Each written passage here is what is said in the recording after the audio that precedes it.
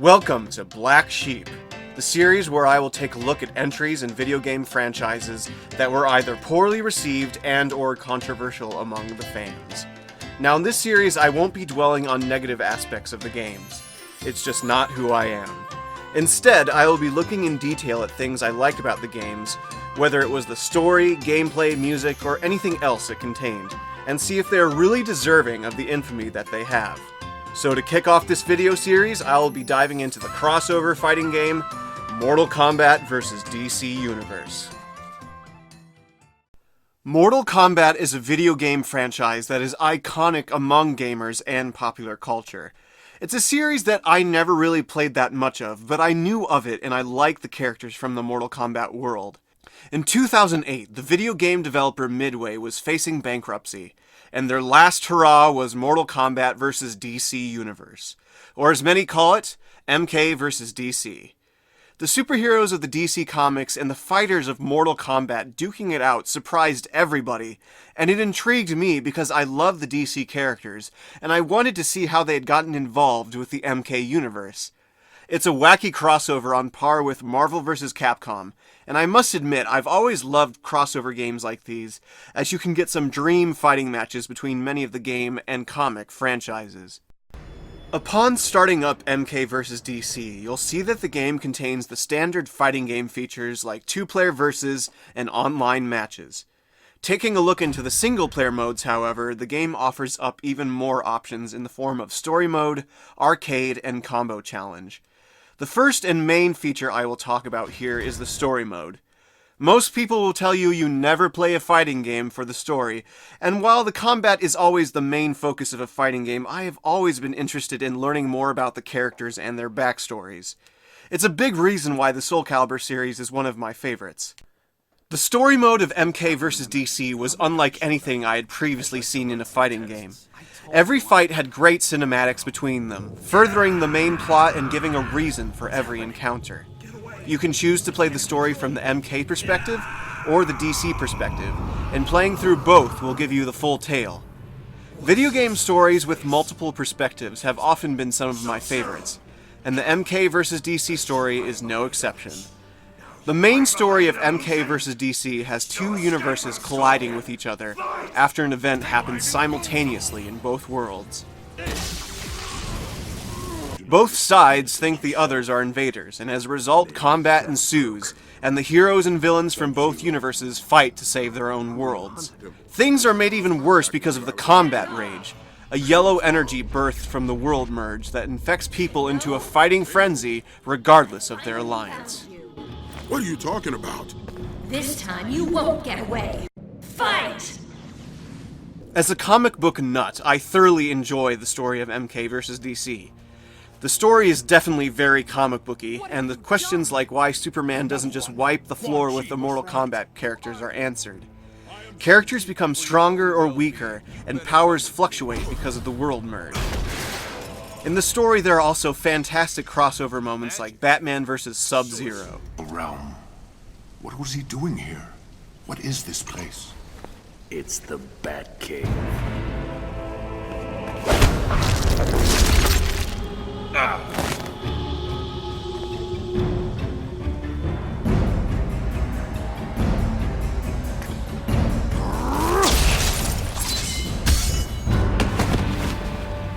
Your world is invading mine, affecting everything and everyone in it.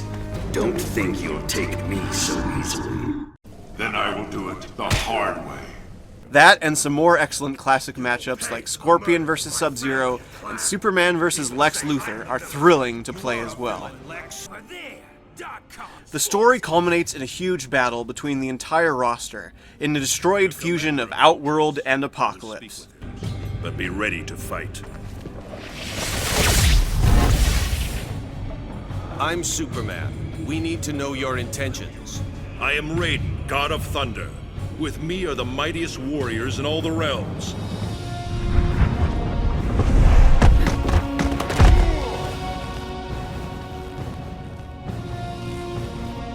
We have come to challenge you in Mortal Kombat. You will be defeated. Don't be so sure, Raiden. If you want to fight, you'll find my friends and I are up to the challenge. The final section of the game then has players play as either Raiden or Superman as they fight the main antagonist and boss of the game, Dark Khan. Dark Khan is the fusion of Mortal Kombat's Shao Kahn and DC's Darkseid. His presence is the cause of the world merge, and if he isn't stopped, both universes will be destroyed. Dark Khan is a great villain for the game, and he can be quite challenging to defeat.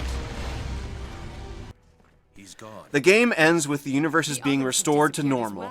Well, almost normal, as Shao Kahn and Darkseid have ended up in the wrong universes. Oops.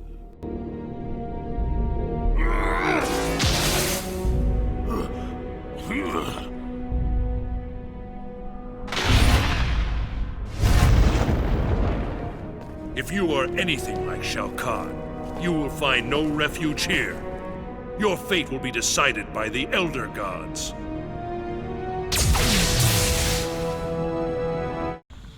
Overall, the story of MK vs. DC is loads of fun, and it is undoubtedly my favorite part of the game.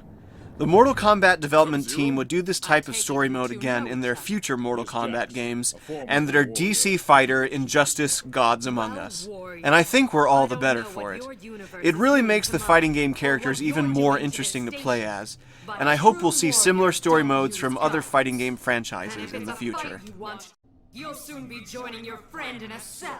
Of course, MK vs. DC could have the coolest story around, but the game itself wouldn't be nearly as fun without solid fighting game mechanics to support it. MK vs. DC is a 3D fighter, but in my opinion it plays better as a 2D fighter. Circling your opponent does have benefits, but the game is much faster and more thrilling when the characters are fighting on a standard 2D space. I am glad the series went back to strictly 2D fighting, because the 3D aspect of the arenas, while nifty, doesn't mesh well with many of the characters' special moves. When the game is being played right, however, it is good fun. The Mortal Kombat characters all have their classic moves, and the special moves on the DC side are equally exciting to use. Heroes like the Flash deliver rapid punches, and he can do speedy dashes just like you would expect him to do. Every one of the game's 22 characters have their own unique normal attacks and special moves, and it is always fun to put together a combo with your favorite characters. Another aspect of this game's fighting system is the combat rage. Every fighter has 2 bars of special meter. You can either use one each for a combo breaker, or you can save them up and use both bars to enter the combat rage, where your damage is doubled and you don't flinch from taking attacks. It's a neat system, and like many fighting games, you need to use it strategically to help you win fights. There are 2 more unique features to add variety to a match in the game's close combat and free-fall combat. Close combat is basically a glorified grab, where you can pummel on your opponent unless they match the button you are pressing. Free-fall combat, the more exciting and useful of the two, has the characters transitioning from one level of the arena to the other. As the characters are falling, the aggressor can hit buttons to build up a special meter. If this meter is filled, you can perform free-fall super moves for a huge amount of damage. However, if the defender guesses your button inputs while fighting, the tables turn, and now they can perform their super move. It's a very dynamic system, which adds some intensity to the game's matches.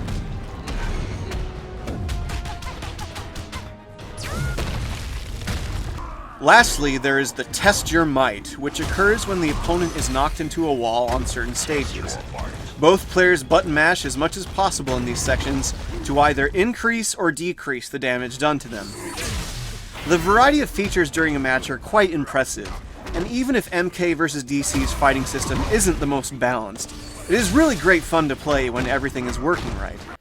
With a big roster, there is bound to be a character you enjoy, and my personal favorites for this game are Sonya and Raiden on the MK side, and Wonder Woman and Superman on the DC side. The next thing I want to talk about are the game's finishing moves.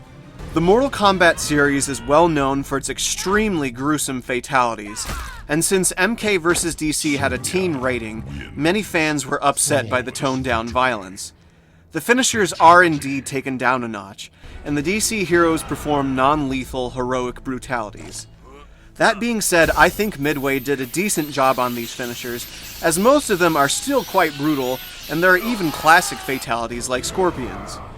Truthfully, I never had much investment in the series' fatalities, which might sound like sacrilege to some MK fans out there, but if toned-down gore and violence is the greatest of this game's crimes, I don't think that's really such a bad thing. It is kind of funny in retrospect, however, as many of the future DC games' Injustice's super moves are more brutal than these, but oh well. Wonder Woman wins. Heroic brutality. Other gameplay modes such as Arcade have your standard ladder of opponents, which gives you a neat what-if ending for the character you beat it with. There are neat little crossover twists in each ending, like Sub-Zero being inspired by Batman and becoming a caped crusader himself. Finally, there is the combo challenge feature, but I never spent much time with it, as the inputs are very tricky and it is meant for people with greater fighting game finesse than I. So there you have it, Mortal Kombat vs. DC Universe. A crossover fighting game that was scorned by a majority of the Mortal Kombat fans, but it was actually my main introduction to the MK series. It's because of this game that I became even more interested in Mortal Kombat. I don't know if I'll ever find myself performing fatalities in Mortal Kombat X, but I may check out the game because I enjoy the characters and the fighting game mechanics. Also, MK vs. DC paved the way for many great, well-received games like Mortal Kombat 9 and Injustice. Whether you love it or hate it, MK vs. DC was an important chapter in the franchise's history. And while it may not be in my top fighting games, it is one I thoroughly enjoyed. It continued the Mortal Kombat legacy and brought many players together both online and at home. And at the end of the day, is that such a bad thing? Thank you for watching this first episode of Black Sheep. If you enjoyed this episode and have suggestions and ideas for future Black Sheep games to take a look at, feel free to put them in the comments below. If you're feeling particularly awesome, hit that like and subscribe button, and until next time, keep having great adventures, everyone.